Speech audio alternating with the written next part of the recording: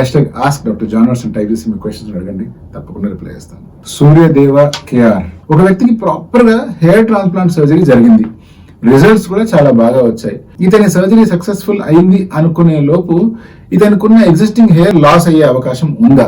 అంటే ఒక successful hair transplant అంటే పెట్టిన చుట్టూ బాగా పెరిగి ఎగ్జిస్టింగ్ హెయిర్ పోతే దాన్ని సక్సెస్ అనొచ్చా?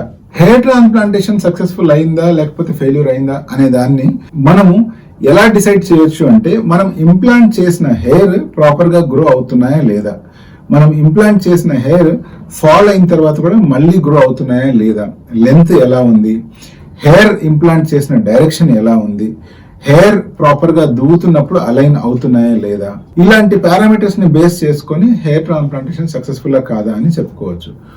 బట్ ఎగ్జిస్టింగ్ హెయిర్ ఏదైతే ఫాల్ అవుతూ ఉంటుందో లేదా ఎగ్జిస్టింగ్ హెయిర్ ఏదైతే రాలిపోయే ఏరియాలో బట్టతల ఫామ్ అవుతుంది అంటే దానికి హెయిర్ ట్రాన్స్ప్లాంటేషన్ మనం రిలేషన్ పెట్టలేము.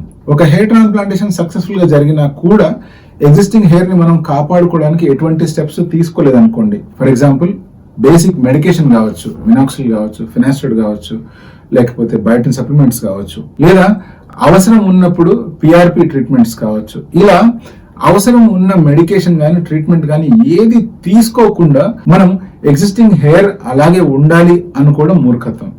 అన్లెస్ నంటిల్ మీ ఫ్యామిలీలో మీ ఎగ్జిస్టింగ్ హెయిర్ ఉన్న ఏరియాలో ఎవరికి బాల్డ్ అవ్వలేదు అంటే తప్పితే ఎగ్జిస్టింగ్ హెయిర్ అనేటువంటివి కూడా క్రమక్రమంగా బాల్డ్ అయ్యే అవకాశం ఉంటుంది. సో హెయిర్ ట్రాన్స్ప్లాంటేషన్ మీరు ఎంత మంచి సర్జన్ దగ్గర చేయించుకున్నా, తర్వాత హెయిర్ ట్రాన్స్ప్లాంటేషన్ జరిగిన హెయిర్ ఎంత బాగా గ్రో అవుతున్నా, మీ ఎగ్జిస్టింగ్ హెయిర్ రాలిపోకుండా ఉండడానికి తప్పకుండా ప్రాపర్ కేర్ అండ్ ట్రీట్మెంట్ తీసుకోవాలి.